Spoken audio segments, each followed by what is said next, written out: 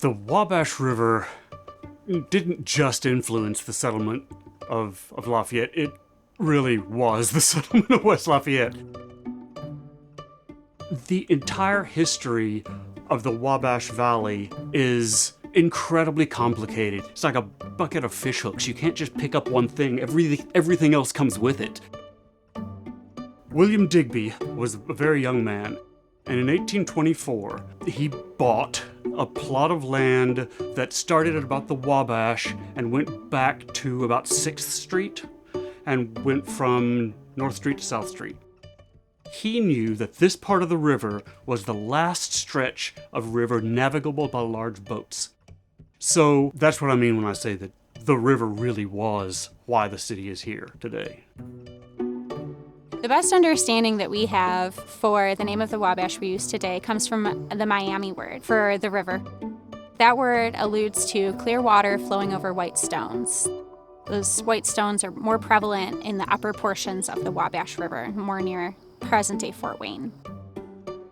As we have drastically altered the landscape through the settlement and colonization of Indiana, we have changed that in our river. So today the Wabash is most associated with a brown color rather than that clear water over white stones.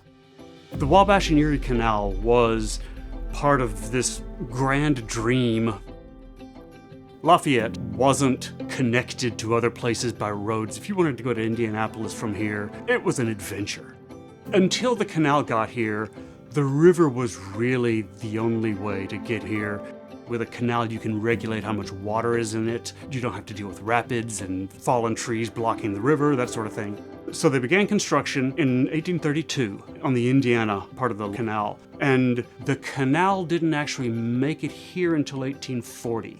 It was an enormous financial boon to this area. It went from a backwater burg to a place of real significance.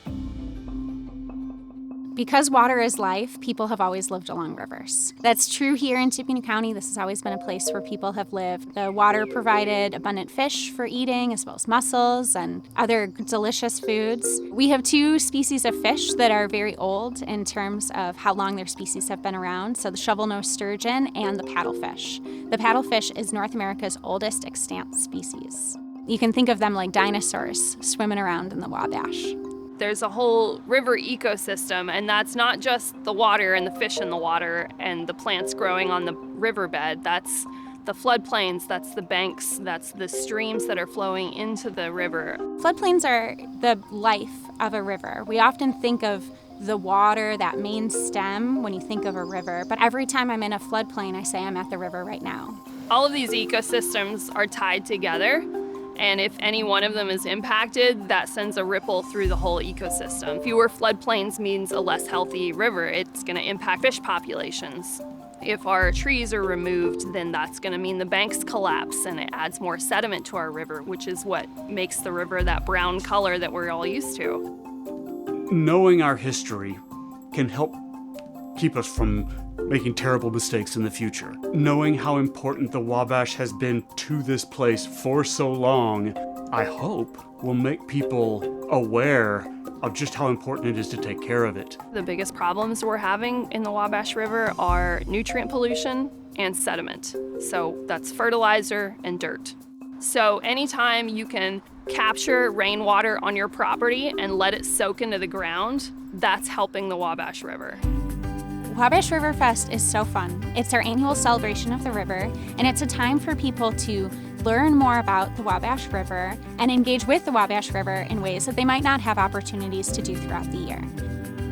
We have float trips, we have opportunities to try a canoe, we have the canoe races. You can learn more about local environmental efforts, local ways that we are improving habitats in our region in Tippecanoe County and surrounding.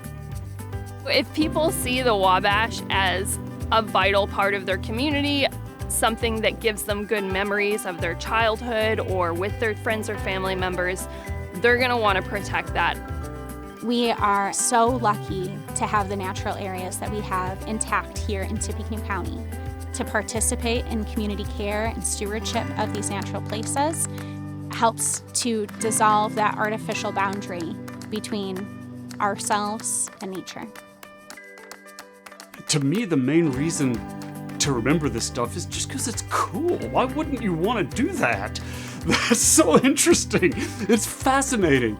The future of the Wabash, economically especially, for this area is going to be tied to its attractiveness as a site of recreation. So if we can clean it up and keep it clean, then I see all sorts of things that could happen with recreation on the river.